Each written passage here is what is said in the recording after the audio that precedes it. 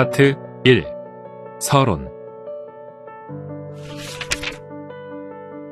윌리엄 존킨은 미국 남장로교가 한국에 처음 파송한 선교사 7인의 일원으로 1892년부터 1908년까지 16년 동안 호남 지방의 군산과 전주에서 주로 활동했다.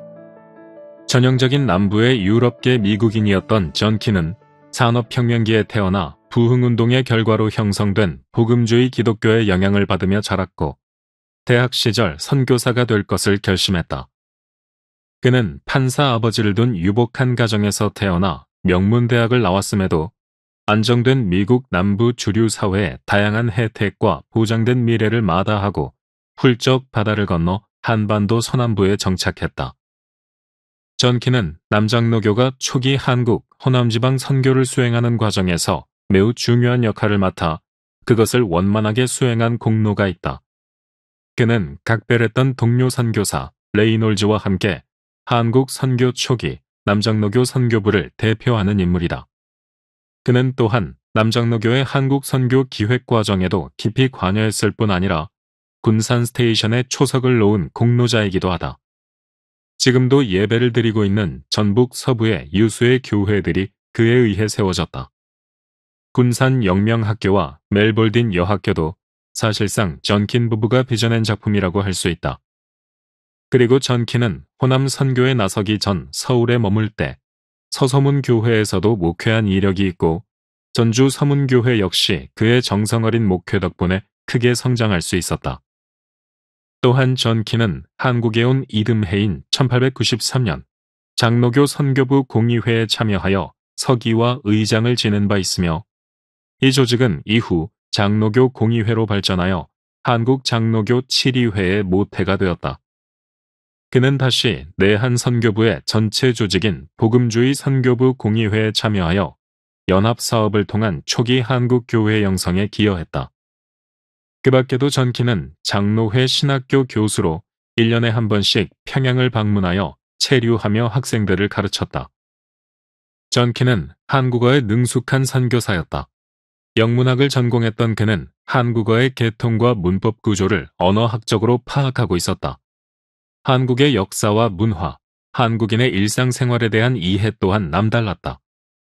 이를 바탕으로 그는 한국 사람들이 이해하기 쉬운 설교를 했으며 예화 역시 한국 고유의 것을 소재로 사용했다. 이는 자신과 인연을 맺은 교우들에 대한 한없는 애정, 그리고 한국인들의 삶에 대한 깊은 통찰이 있었기에 가능한 일이었다. 사랑은 관심을, 관심은 통찰을 낳기 마련이다. 존킨 부부는 서울과 군산의 선교 현장에서 아들 셋을 잃었다. 아이의 주검을 상자에 담아 어깨에 메고 군산 언덕을 오르던 그의 모습이 기록으로 남아있다. 전주의 선교사 묘역에 있는 존킨 사부자의 묘비가 이를 웅변한다. 하지만 이 같은 가슴 아픈 일들을 당했음에도 존킨 부부는 한국을 외면하지 않았다. 바로 몸과 마음을 추스르고 아무 일 없었다는 듯 신자들 곁으로 돌아왔다. 존킨이 맑은 테너 음색으로 찬송가를 부를 때면 가족과 교우들은 어떤 이상적인 하늘의 세계를 떠올릴 수 있었다고 한다. 존킨은 바로 그런 사람이었다. 이런 존킨의 삶을 돌아보는 일은 실로 새로운 은혜의 문으로 들어가는 축복이 아닐 수 없다. 최근 한국 교회가 내한 선교사들에 대해 관심을 가지고 그들의 삶을 추적하고 선양하는 일에 나선 것은 반갑고도 마땅한 일이다. 그들이 놓은 기초 위에 오늘의 우리가 서 있기 때문이다. 하지만 우려되는 점도 조금 있다. 먼저 특정 선교부와 특정 개인의 사업이 몰려있는 편중성 문제를 지적하지 않을 수 없다. 그러나 이 문제는 앞으로 우리의 시야를 남장로교 선교부, 남감리교 선교부, 캐나다와 호주 선교부, 침례교와 성결교의 선교사들에게까지 넓혀가는 작업을 통해 해결될 수 있을 것이다. 이제까지 연구된 선교사들보다 앞으로 관심을 가져야 할 선교사가 훨씬 더 많다. 또 한 가지는 선교사를 바라보는 우리의 시선이다. 그들에 대한 존경이 지나친 나머지 객관성을 상실한 채 일방적으로 미화시키기에만 급급하지 않았는지 한번 돌이켜볼 때가 되었다. 한 인물에 대한 위인전적인 접근은 순간적 감동을 줄 수는 있겠지만 설득의 힘이 약하여 기억에서 금세 잊힐 수밖에 없다. 사실이라는 기초가 부실하면 추억의 동력도 그만큼 쉽게 약화된다. 즉, 선교사에 대한 역사적 사실을 제대로 말하지 않거나 영웅적인 내용만 선별하여 기술한다면 얼마 지나지 않아 대중의 외면과 망각을 마주하게 될 것이다. 그러나 대부분의 선교사들의 삶 가운데는 이미 헌신, 봉사와 희생의 요소들이 깊이 배어 있기에 굳이 처음부터 그들을 초월적 존재로 부각시키려는 태도를 가질 필요가 없다. 최대한 자료를 수집하고 그 자료들이 지시하는 대로 쫓아가기만 하면 된다. 사실의 힘은 다른 무엇보다 강하다. 바로 이것이 이 책의 믿음이다. 윌리엄 전킨의 가계는 종교개혁 당시 프랑스 위그노 가문의 혈통에서 시작된다. 프랑스의 개신교도들은 1560년대부터 위그노 전쟁이라고 부르는 여러 차례의 격렬한 종교적 갈등을 겪으면서 신앙의 자유를 얻고자 분투했다. 그들 중 일부는 본국의 혼란을 피해 삶의 터전을 유럽과 신대륙으로 옮겼는데 이때 전킨 가문은 네덜란드와 스코틀랜드를 거쳐 북아일랜드로 이주하게 된다. 윌리엄의 현조인 존 전킨은 거기서 조셉 전킨 1세를 낳았고 조셉 1세는 다시 1735년 대서양을 건너 미국 펜실베이니아주 컴벌랜드에 정착하여 의사로 활동했다.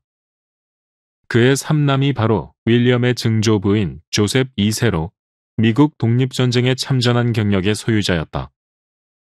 이어서 뉴캐슬의 목사였던 조부 데이비드와 판사였던 부친 조지 전킨으로 귀결된다.